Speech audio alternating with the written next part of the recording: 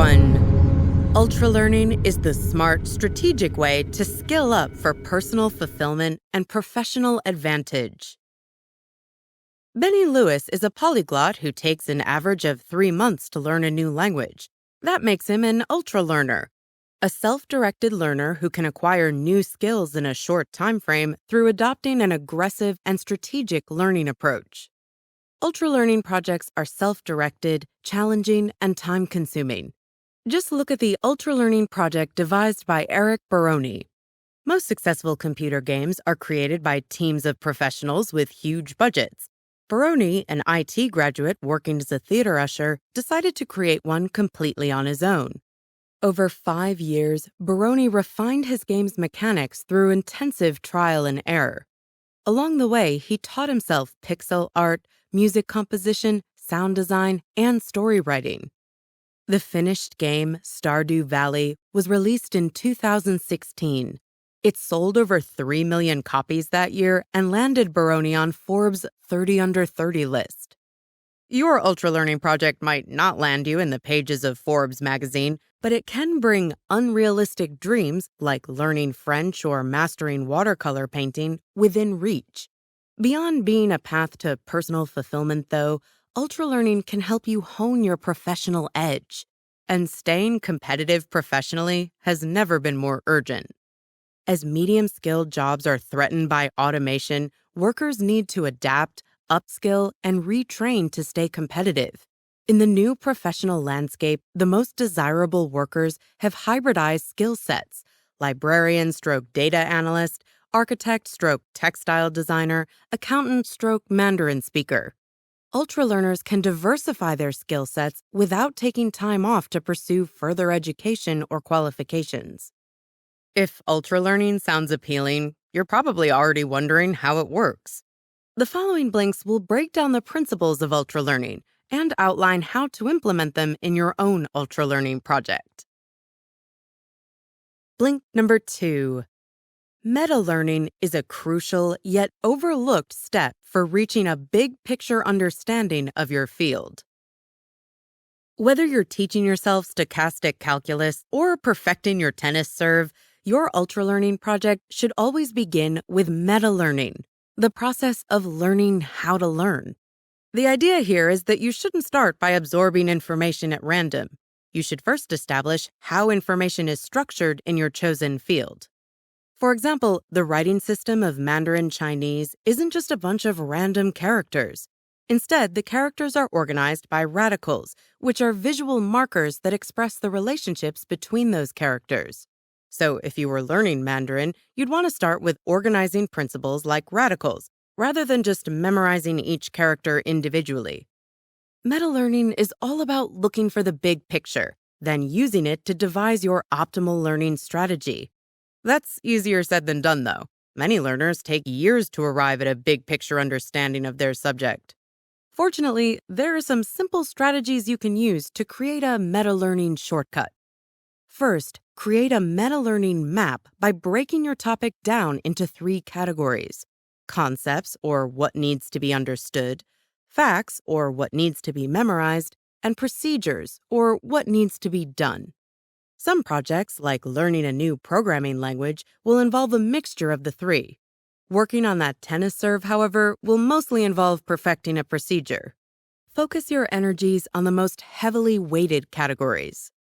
Next, use this map to identify which aspects of learning might prove challenging, and then brainstorm techniques for overcoming them.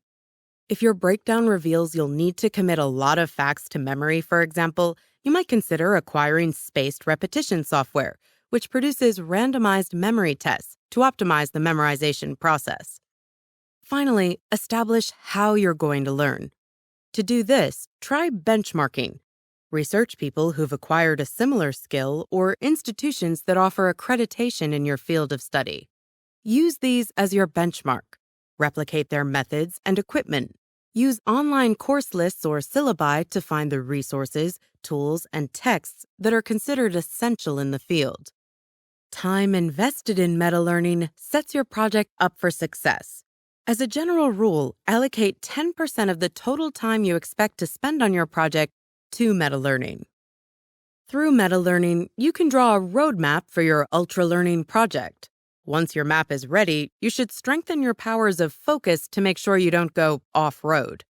We'll look at how to do this in the next blink. Blink number 3. Simple mental strategies can defend against distractions and refine your focus. From constant email notifications on your phone to the temptation to binge the latest Netflix series, modern life is full of distractions. But you don't have to let these distractions stop you from reaching your ultra-learning goals. There are some simple techniques you can use to overcome the challenges of finding your focus. The first challenge to finding your focus: getting focused in the first place. Trick yourself into getting started by setting a timer for, say, 3 minutes. Promise yourself that you can stop working when the timer goes off. But at the end of 3 minutes, you might have found the momentum you need to keep working. You can build on this strategy with the Pomodoro technique. Set a timer for 20 minutes and work without stopping during this time. When the timer goes off, take a 5-minute break, then go back to work for another 20 minutes.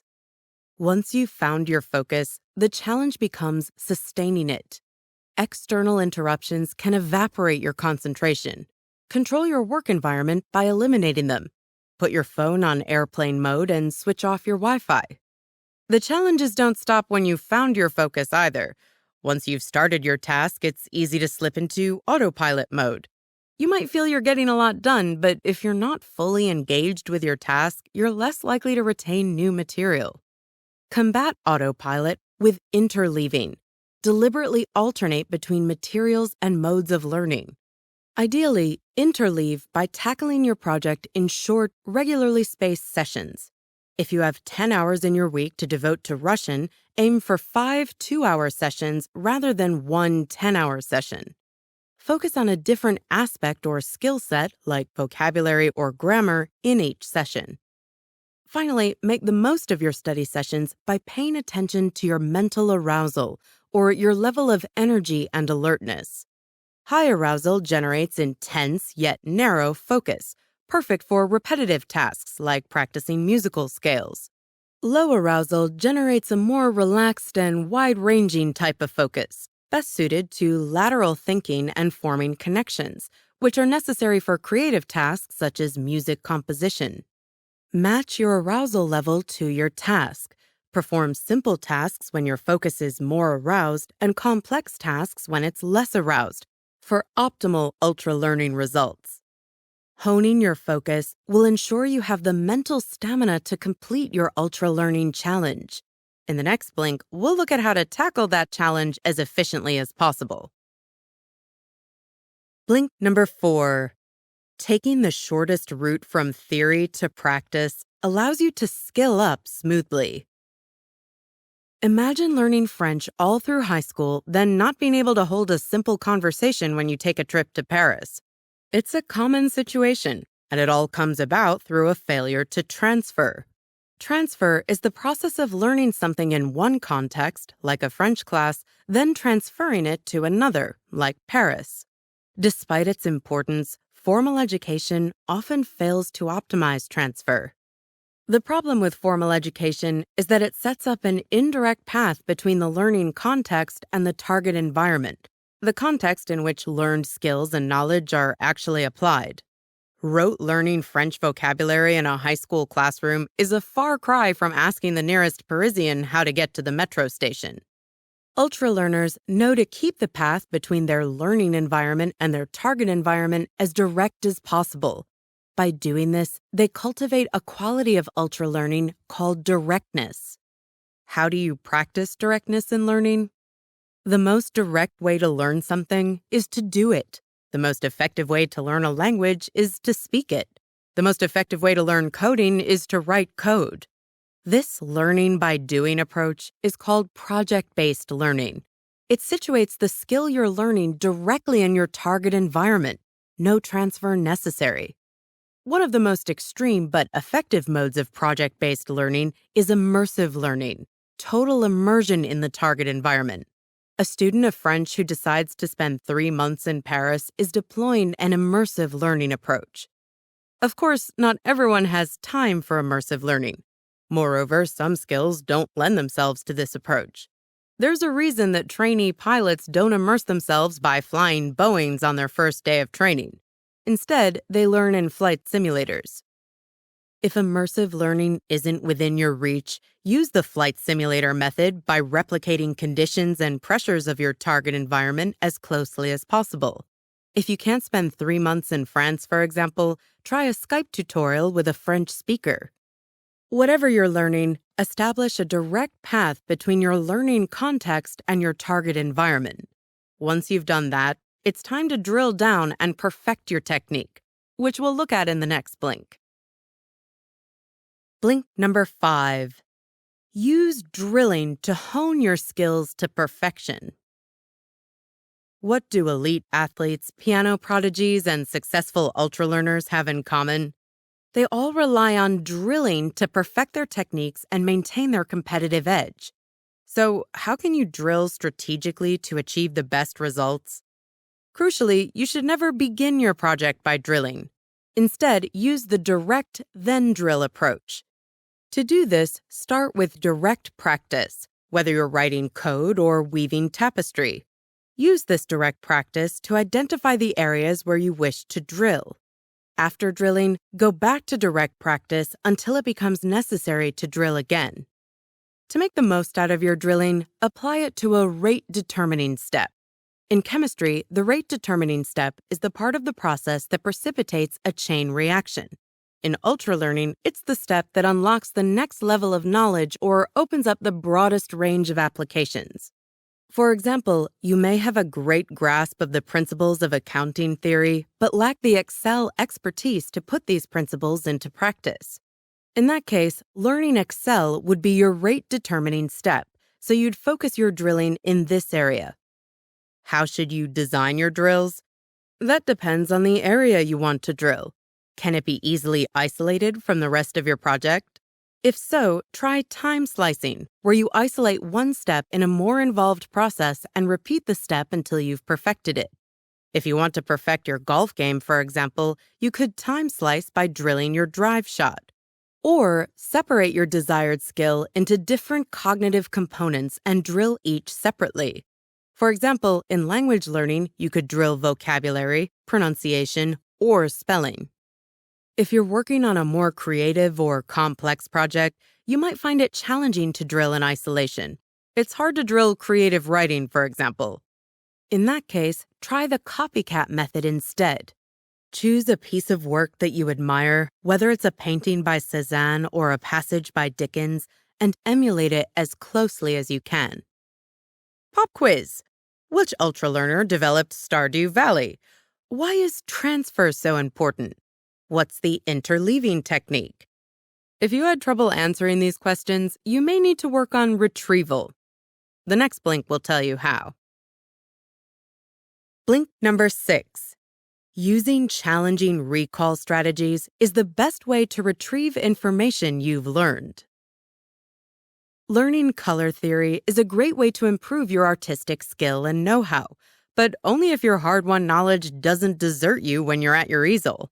It's pointless learning new skills, concepts, and procedures if you're unable to retrieve them quickly and efficiently. There are 2 methods you can use to improve your retrieval rate. But be careful. One of them is far more effective than the other.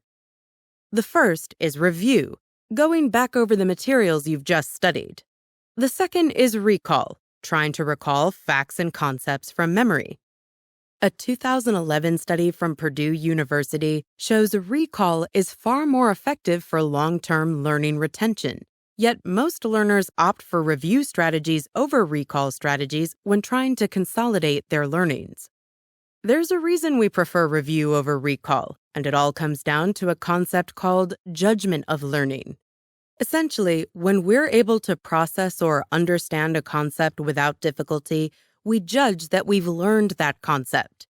Reading back over something we've already learned creates the impression that we've grasped this new information. That's why we gravitate towards passive review strategies. They confirm our perception that we're learning successfully. But perception isn't everything. Struggling to recall something in the short term means you're far more likely to remember it in the long term. Experts call this desirable difficulty. The difficulty posed by recall is ultimately desirable, as it maximizes our chances of retaining what we've learned. Here are some fun ways to make your study sessions more recall-focused. The first is to test yourself on what you've learned using flashcards or, better yet, free recall. After a study session, sit down with a piece of blank paper. Challenge yourself to write down everything you can remember from what you've learned in as much detail as possible. Another approach is to avoid making notes when reading. Pose questions that force you to recall the answer. Instead of writing, "The Battle of Hastings took place in 1066, write, "When did the Battle of Hastings take place?" Every time you go over your notes, you'll be forced to recall what you've learned. Finally, for a more concrete recall-based challenge, set yourself a task that will test everything you've learned in your Ultralearning project so far. The advantage to this approach is that you don't need to waste time recalling general aspects of your subject that don't apply directly to your intended learning project. Rather, you'll recall specific skills and concepts in a targeted way, as you need to use them. Nailed retrieval? Then it's time to get on friendly terms with feedback. Blink number 7. Elicit high-quality feedback to identify your weaknesses and improve your performance. No matter what level of expertise you're at, you need to seek out feedback on your progress if you want to improve. Moreover, you need to learn how to distinguish between different levels of feedback and acquire strategies for eliciting feedback. Almost all feedback is useful, but not all feedback is created equal. It's helpful to divide feedback into 3 different categories. The first and most basic form of feedback is outcome feedback. This feedback can confirm whether or not you've reached a desired outcome.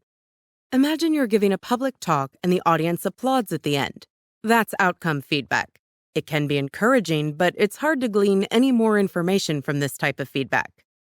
Informational feedback gives you more to work with by alerting you to the fact that you're doing something wrong. If you give a public talk and audience members walk out at a particular point, they're giving you informational feedback.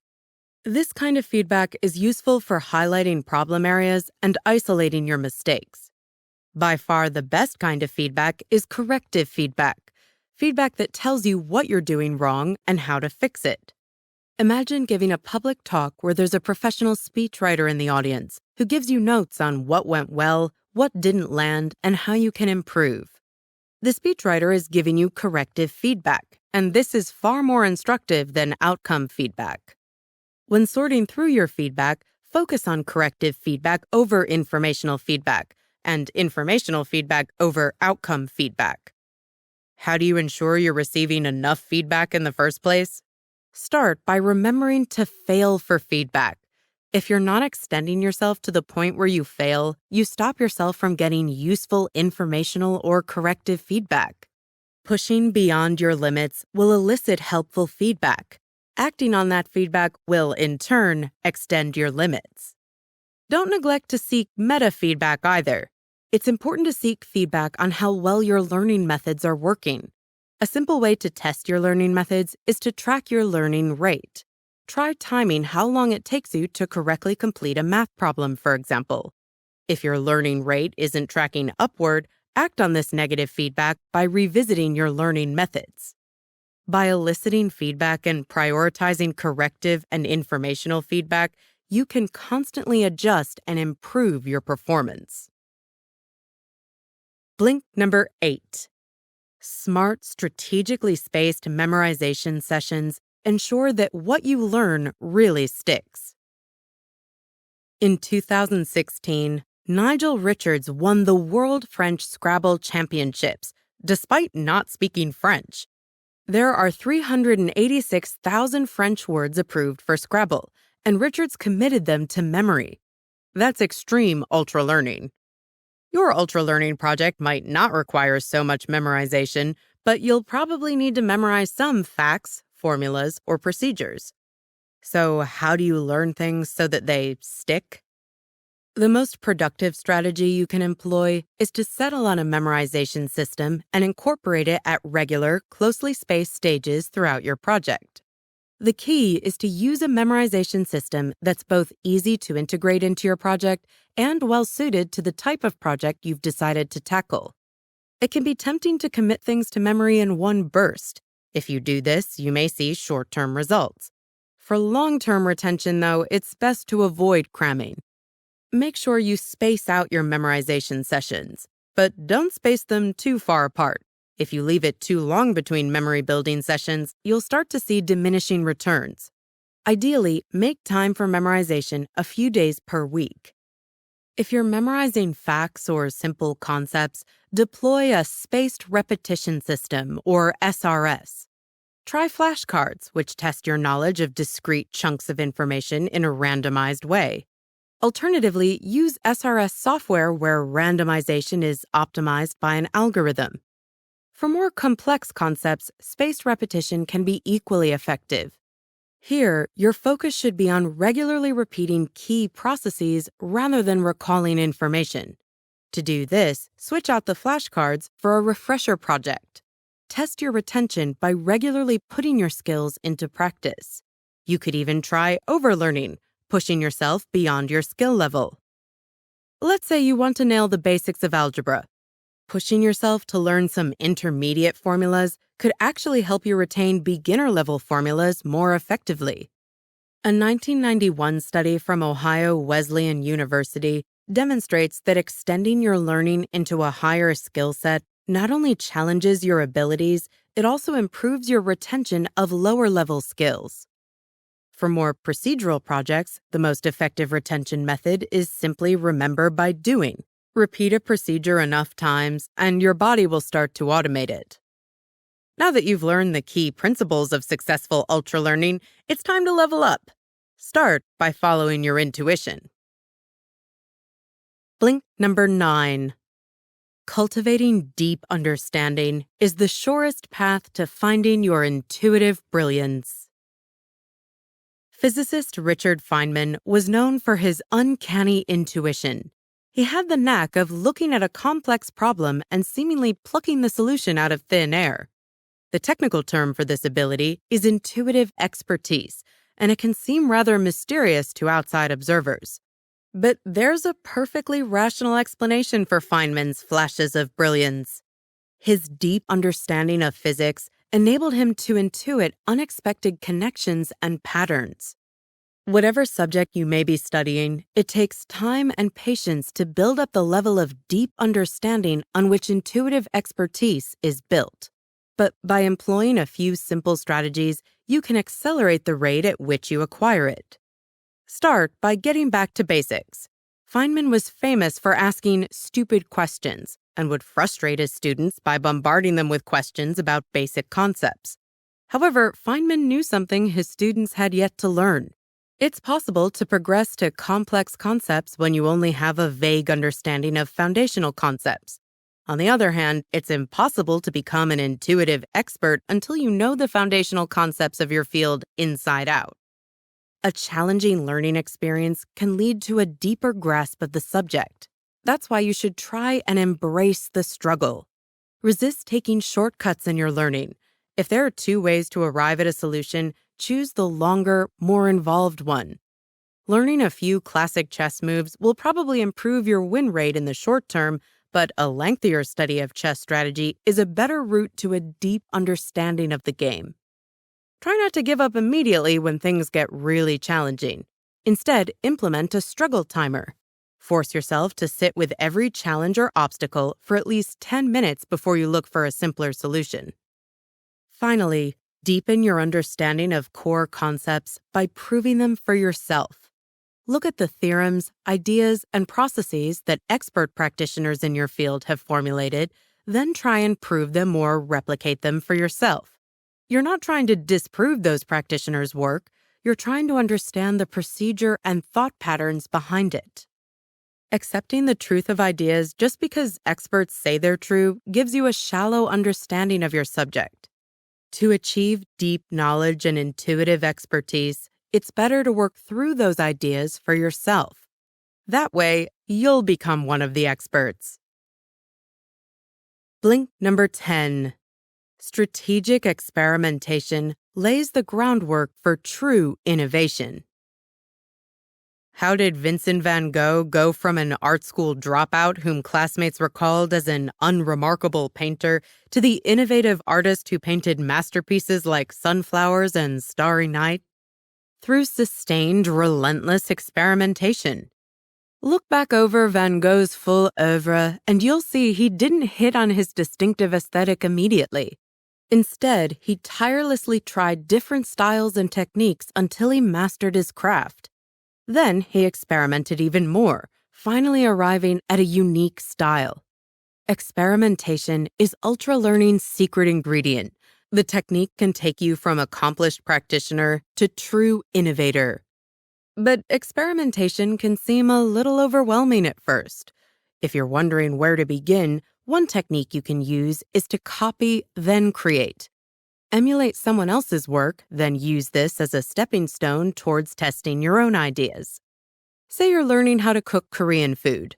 Find a great recipe and follow it exactly, learning its processes and concepts as you go. Once you've got a handle on it, you can start to improvise with the process and flavor profile. Another thing you can do to jumpstart your experimentation is to impose some constraints on it. This might seem counterintuitive, but limiting your creativity can actually help it blossom.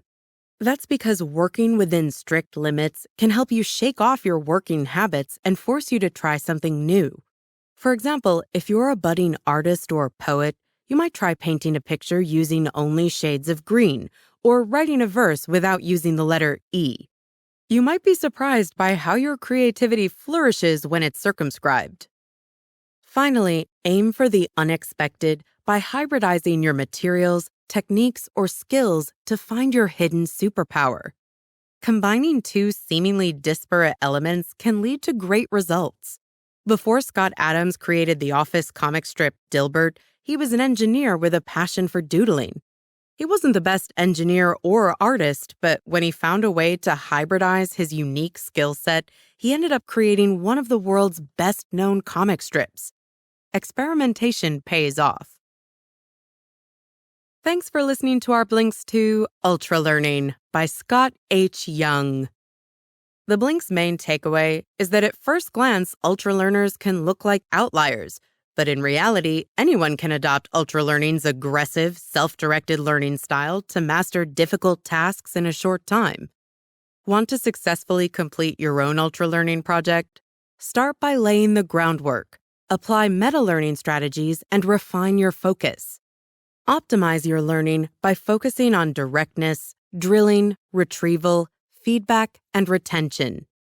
To take things to the next level, cultivate intuition and experiment intensively. And here's one more helpful tip. Interested in taking on an Ultralearning challenge to hone your professional edge? Before you commit to a time-consuming project like teaching yourself the basics of a coding language, make sure it aligns with your career objectives. Find a professional in your Ultralearning field and conduct an expert interview with them. Ask them what concepts are fundamental to the field, what skills are in demand, and which resources they recommend working with. After all, there's no point learning C++ if you want to break into an area where everyone codes in Python.